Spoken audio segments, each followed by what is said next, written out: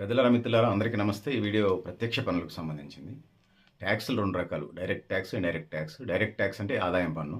Indirect tax అంటే మనం ఉప్పు మీద, పప్పు మీద, చింతపండు మీద, మంచినీళ్ళ మీద కట్టేది. 1857 సిపాయిల తిరుగుబాటు అని వాళ్ళు అంటారు. ప్రథమ స్వతంత్ర పోరాటం అని చెప్పేసి మనం అంటాం. ప్రథమ స్వతంత్ర పోరాటం అని చెప్పేసి మనం అంటాం. సో ఇది పరిస్థితి పెద్దలారా మిత్రులారా.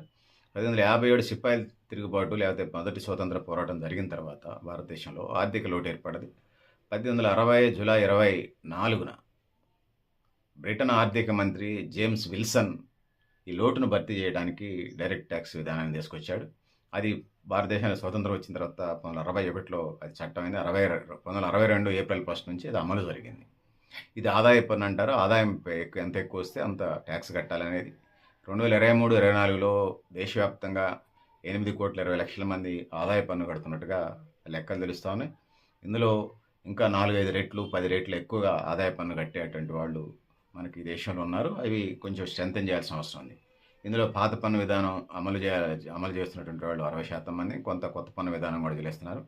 పన్ను చెల్లించడం అనేది దేశాన్ని నిర్మాణానికి తోడ్పాటునిచ్చే విధంగా ఉంది. ఇలా పన్ను చెల్లించు దేశాన్ని నిర్మించనేది నినాదం మనకి కనపడుతుంది. పన్ను ఎగవేతదారులు కూడా దేశద్రోహులు అని చెప్పొచ్చు ఖచ్చితంగా. ఎందుకంటే ఆదాయానికి మించిన ఆస్తులు ఇవన్నీ అవే కదా. పన్ను ఎగవేతదారులు దేశద్రోహులు అని నేను ఖచ్చితంగా చెప్పదలుచుకున్నాను. న్యూ లక్ష్య స్వచ్ఛంద సంస్థ అని కట్టుబడి ఉంది. సో దేశాభివృద్ధిలో పౌర సహకారానికి ఒక నిశ్చల గుర్తింపు పన్నులు, భవిష్యత్ నిర్మాణానికి ప్రజల నైతిక ఆర్థిక చింతనకు శాశ్వత పిలుపు ట్యాక్సెస్. సో పెద్దలారా మిత్రులారా, ఇది పాన్ కార్డ్ లింకప్తో జరిగే కాకుండా పాన్ కార్డ్ లింకప్ లేకుండా జరిగే చాలా ఉన్నాయి. ఇది పరిస్థితి. పెద్దలారా మిత్రులారా, ప్రత్యక్ష పనులకు సంబంధించి ఇన్బాక్స్ డిస్క్రిప్షన్లో మరింత సమాచారం రాస్తాను. మీరు కూడా మీ అభిప్రాయాలు కామెంట్ బాక్స్లో నేను తెలియజేస్తూ, నేను గరిడేపల్లి సత్యనారాయణ, న్యూ లక్ష్య.